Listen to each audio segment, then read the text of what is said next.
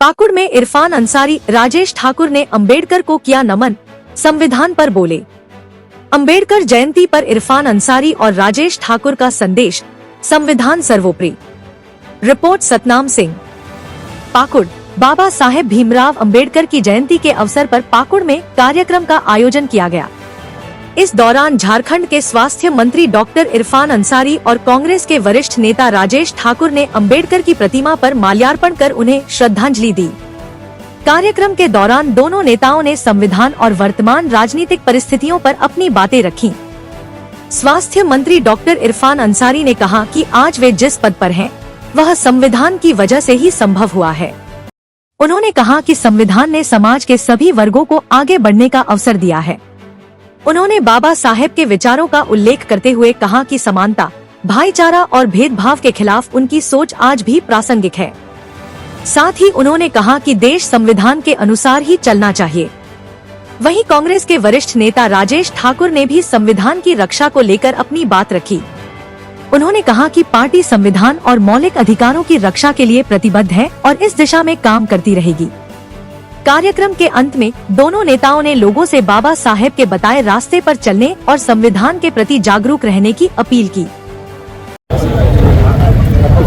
आज बाबा भीमराव अंबेडकर जी की जयंती पर मैं मुबारकबाद दिया हूँ, बधाई दिया हूँ।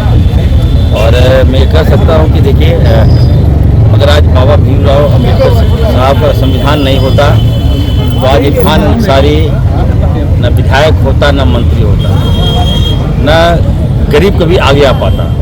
तो निश्चित तौर पर हम कह सकते हैं कि उनका जो सोच है आज भी हम लोगों को इम्प्लीमेंट करने की आवश्यकता है।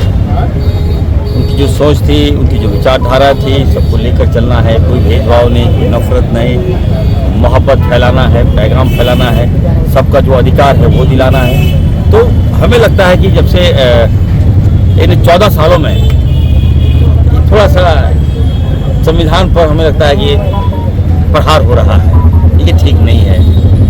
देश, पहले भी मैंने कहा था कि देश चलेगा बाबा भीमराव अंबेडकर जी के संविधान से, ना कि देश के प्रधानमंत्री और ना कि देश के गृह मंत्री के संविधान से। तो निश्चित तौर पर जो शक्ति है उस शक्ति को और हम लोग खूबसूरत ऐसे हम लोग उस खूबसूरती के साथ हम लोग उनको निखारने का काम करें, उनके संविधान को जन जन तक पहुँचाने का काम करें। हम लोग बाबा साहब भीमराव अंबेडकर जी की जयंती मना रहे हैं। इसमें हम लोग संकल्प लेते हैं कि बाबा साहब आपने जो संविधान दिया है, जो लोगों को जीने का हक दिया है, जो लोगों को मौलिक अधिकार दिया है, उसकी लड़ाई हम लोग लड़ते रहेंगे। जिस तरह से लगातार, जैसे आपने देखा नाथूराम गौडसे ने महात्मा गांधी की हत्या की, अब उनके चेले जो हैं कहीं न कहीं बाबा साहब अंबेडकर की संविधान की हत्या करना चाहते हैं। तो ऐसे समय में हम लोगों को एकजुट होकर के संकल्प लेना है कि बाबा साहब अंबेडकर के संविधान से देश को चलाना, और उस निमित्त जो भी प्रयास करना है वो आदरणीय राहुल गांधी जी के